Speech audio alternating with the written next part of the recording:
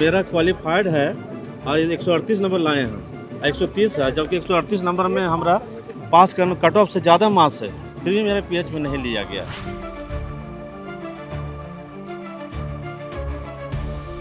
जब झारखंड अलग हुआ था 2000 में, तो हम लोग सोचे थे ये कि झारखंड जब अलग हुआ ना तो झारखंड का विकास होगा, लेकिन अभी झारखंड का स्थिति ऐसा कर दिया गया है कि 1 से जो 5 तक का, 1 से जो 8 तक का शिक्षा प्रणाली है वह सबसे निचले स्तर में चला गया है। अधिकारी लोग बात नहीं करते हैं क्या? नहीं कुछ नहीं करना चाहता है।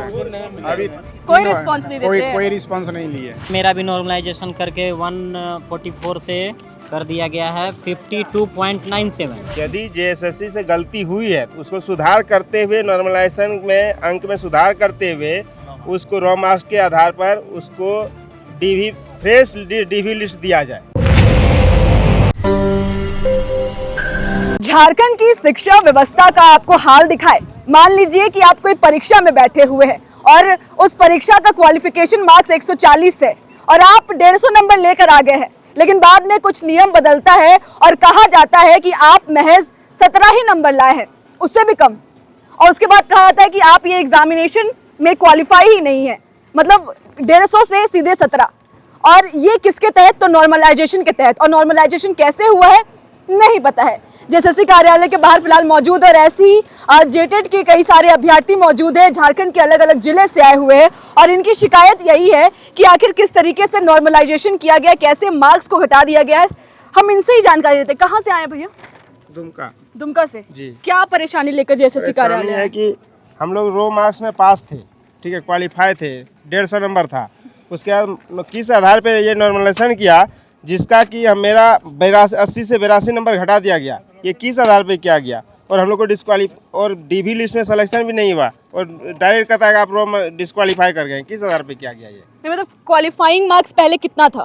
क्वालिफाइंग मार्क्स ये तो पता ही नहीं है कितना रखा है। 150 नंबर हम लोग को दिया था, क्वालिफाइड थे हम लोग उसमें। हाँ। अब क्या है इसका, किस आधार पे क्या है नॉर्मलाइजेशन, हम लोग को पता नहीं है। लेकिन 150 नंबर में डायरेक्ट 70 नंबर लाना, ये दे के कहता है डिस्क्वालीफाई कर दिया है, कहता है आप सिलेक्शन योग्य नहीं है। हम लोगों के साथ में घोर अन्याय किया गया है मैम।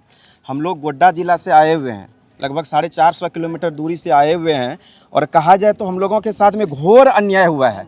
हम लोग 2016 में टेट पास किए हैं, और जब पहला बार जब झारखंड अलग हुआ था 2000 में, तो हम लोग सोचे थे ये कि झारखंड जब अलग हुआ ना तो झारखंड का विकास होगा, लेकिन अभी झारखंड का स्थिति ऐसा कर दिया गया है कि 1 से जो 5 तक का, 1 से जो 8 तक का शिक्षा प्रणाली है वह सबसे निचले स्तर में चला गया है। उसका मुख्य कारण है कि जब 2013 में शिक्षक पात्रता परीक्षा लिया गया तो उस समय सीधी तौर पर पात्रता परीक्षा पास करने के बाद उसको 10 से 12 काउंसलिंग में उसका नियुक्ति लिया गया।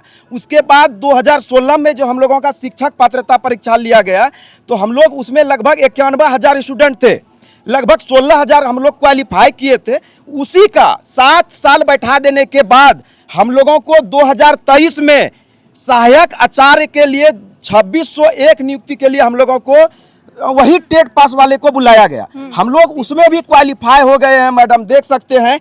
एक हाथ में जेएसएससी ने हमको दिया, मेरा रॉ मार्क्स है 150, आप देख सकते हैं, एक हाथ में दिया, और दूसरी हाथ में 17 तारीख को जब उन्होंने ये रिजल्ट जारी किया स्कोर कार्ड, तो उसमें 73.176 कर दिया। ये कैसा नॉर्मलाइज है? हम लोग कैसे क्या करें?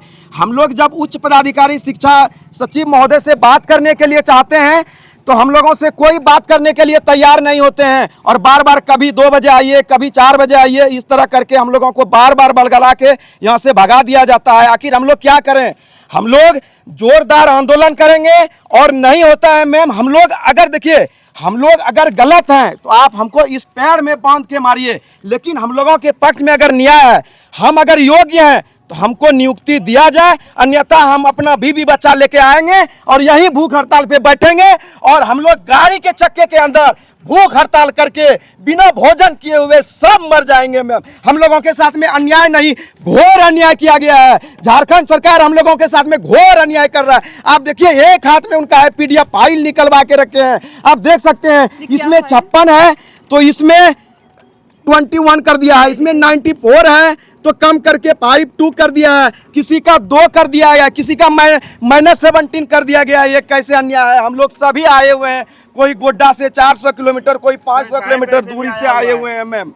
अब देखिए आप यहाँ पे स्कोर कार्ड मेरे हाथों में है, पीताम्बर नाम से है ये स्कोर कार्ड जिनका है। ये पेपर 1 में जो रॉ मार्क्स होता है इनका 44 होता है, नॉर्मलाइजेशन करने के बाद ये 44 है, लेकिन जब फाइनल ये पेपर 2+3 को जोड़ के जो ऑब्टेन मार्क्स होता है इनका ये 150 होता है, 110 क्वालिफाइंग मार्क्स है।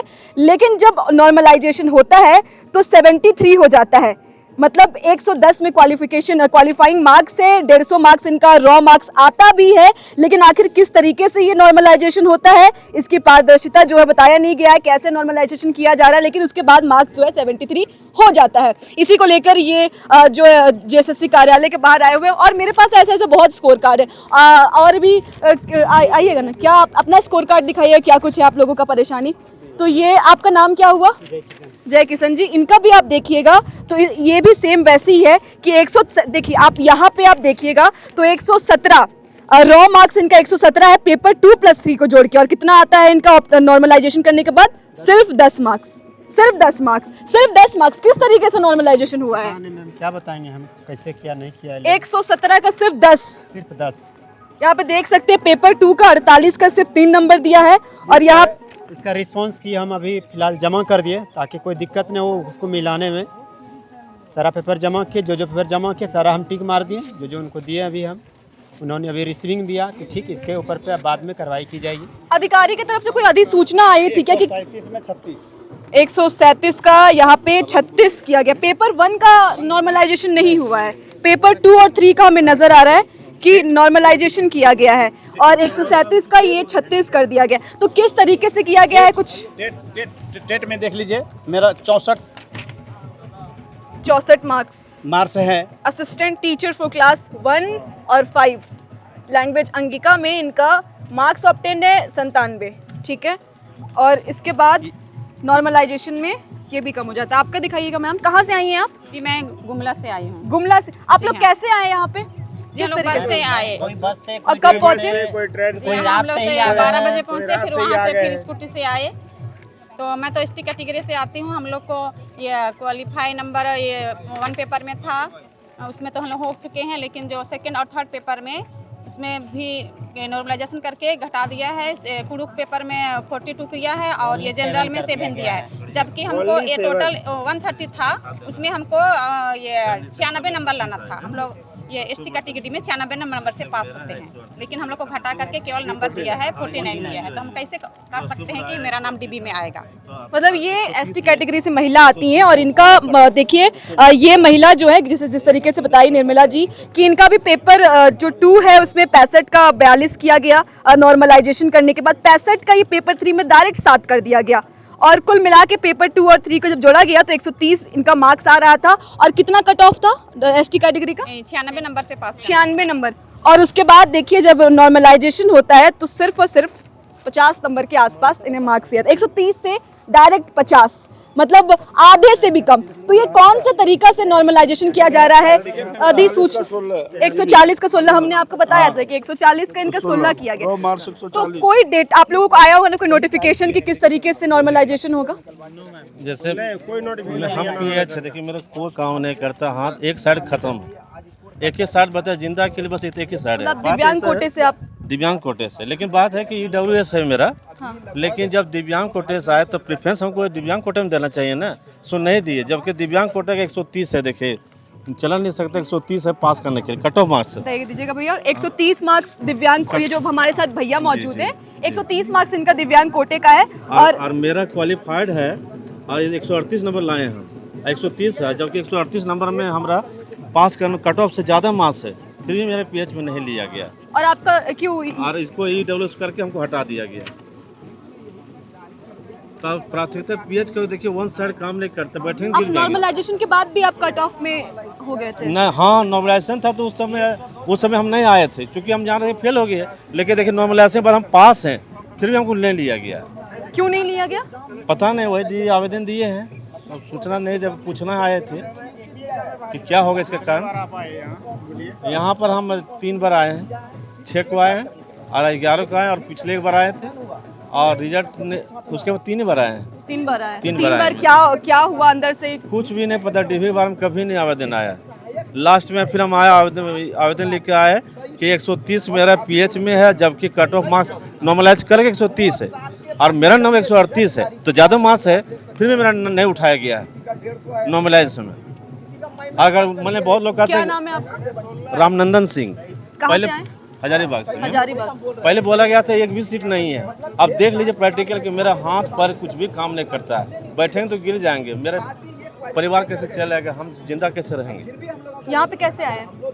किसी बस से आए हैं, किसी तरह से कस कर पैदल भी आए हैं, बहुत मुश्किल स्थिति में हम हैं, कुछ समझ में नहीं आ रहा है क्या करें। अधिकारी लोग बात नहीं करते हैं क्या? नहीं कुछ नहीं करना आए थे, चाहते वो नहीं मिले। अभी कोई रिस्पॉन्स नहीं देते हैं? कोई रिस्पांस नहीं लिए। संतोषजनक कुछ भी नहीं बोला जा रहा है मैम, कुछ भी नहीं बोला जा रहा है। अभी हम लोग वेट कर रहे हैं, 3 बजे के बाद का टाइम दिया गया है और अभी हम लोग वेट कर रहे हैं। वो भी गारंटी नहीं है कि हम लोग को मुलाकात हो ही जाएगी उनसे। ये नॉर्मलाइजेशन का मामला आप लोग को पहले से पता था एग्जाम देने से? कब ये इसी साल हुआ? फर्स्ट बार फर्स्ट बार हुआ है। फर्स्ट बार और कैसे हुआ है? कोई भी अधिसूचना इसको कोई लेकर? सूचना नहीं। कोई नोटिस? कोई नोटिस नहीं।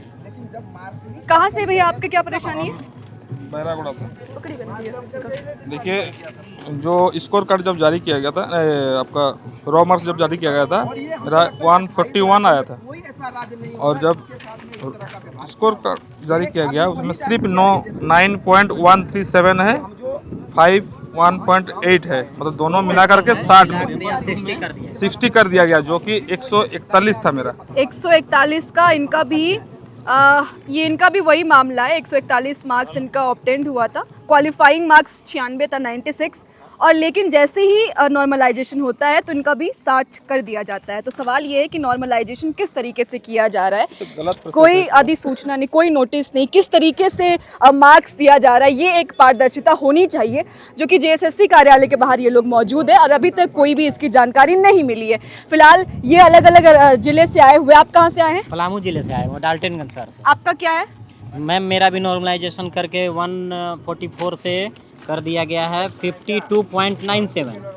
मेरा सेकंड पेपर में 61 था, 25 ओनली कर दिया गया और थर्ड पेपर में 83 था, 27 कर दिया गया, जो कि दोनों मिलाकर 52.97 करके मेरे को आप लोग साइड सब कर दिया। जेटेट के अभ्यर्थी है ना? Yes ma'am, yes. ये और किन्हीं का तो पेपर 1 में जो क्वालिफाइंग मार्क्स हैं ओनली, उसमें भी नॉर्मलाइज कर दिया गया, जो कि इसका कोई लिमिट नहीं बनता है। देखिए, इसमें 75 शुरू बार में 75 आया था मैम, पेपर 1 में 75 आया था, इस बार इसको 75 से भी कम करके 52 कर दिया गया है। तो इससे अब समझ से बाहर है कि पेपर 1 को नॉर्मलाइज करना क्या पेपर 1 का तो नॉर्मलाइजेशन नहीं हो रहा था। आप लोग किसी में भी सब किसी को किया है, किसी को नहीं किया है। ये किस तरीके से? क्योंकि हम अभी दो तीन पेपर देखे तो उसमें पेपर 1 का नॉर्मलाइजेशन नहीं था। भी देखिए, यहाँ 30 है तो इसमें सॉरी अभी 2-4 आपका भी हुआ है। तो कुछ लोगों का हम देखे तो पेपर 1 में नॉर्मलाइजेशन होना था क्या? मतलब किस तरीके से कर रहा है?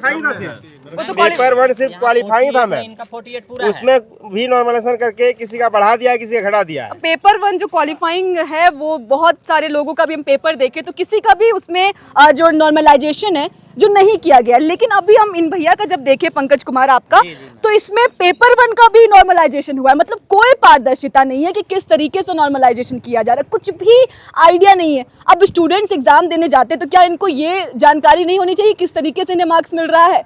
यहाँ पे तो और आप लोग में से किसी किसका पेपर 1 का भी नॉर्मलाइजेशन किया गया? आपका और बस आप ही दोनों का?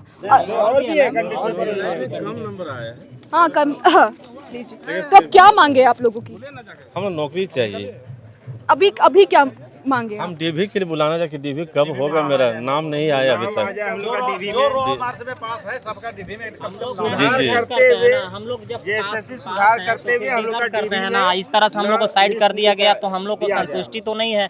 अब हम जो लोग डीवी कराया वो लोग भी उतना ही मेहनत किया, उतना ही हम लोग भी किए थे।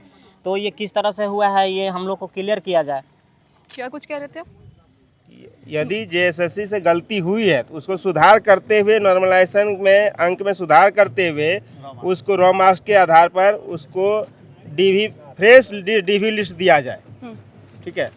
हम भी मैडम मीडिया के माध्यम से झारखंड के जितने भी वरिष्ठ पदाधिकारी हैं और खासकर शिक्षा के जो वरिष्ठ पदाधिकारी हैं उनसे हम आग्रह करते हैं, हाथ जोड़ के निवेदन करते हैं कि अगर हम योग्य हैं तो आप मेरा डीवी में नाम दीजिए, और अगर अयोग्य नहीं है तो आप मेरा मत दीजिए। लेकिन आपने हमको जो शुरू में रिजल्ट दिया और अभी रिजल्ट दिया उसमें धरती आसमान का फर्क दिख रहा है। इसलिए हम आपसे बार बार निवेदन करते हैं, आग्रह करते हैं कि जो भी हम लोगों से अगर कुछ त्रुटियां हो गई है तो उनका समाधान करने की कृपा करें। परीक्षा कब हुई थी? परीक्षा 2023 में हुआ था। 23 में विज्ञापन निकाला था, 24 में एग्जाम हुआ। 23-24 में हुआ था। एडमिट कर नाम क्या हुआ आपका? मेरा पीताम्बर कुमार मंडल, हम गोड्डा से आए हुए हैं। चलिए देखिए, यही वो जेएसएससी कार्यालय है। देख तस्वीरें में दिखाइए, ये जेएसएससी कार्यालय तो अक्सर विवादों से घिरा रहता है। इतना विवाद हुआ था कि एक खिड़की तक इसका तोड़ दिया गया था, लेकिन अब खिड़की तो सुधार दिया गया है, तो अपनी व्यवस्था भी सुधार लीजिए थोड़ा जेएसएससी।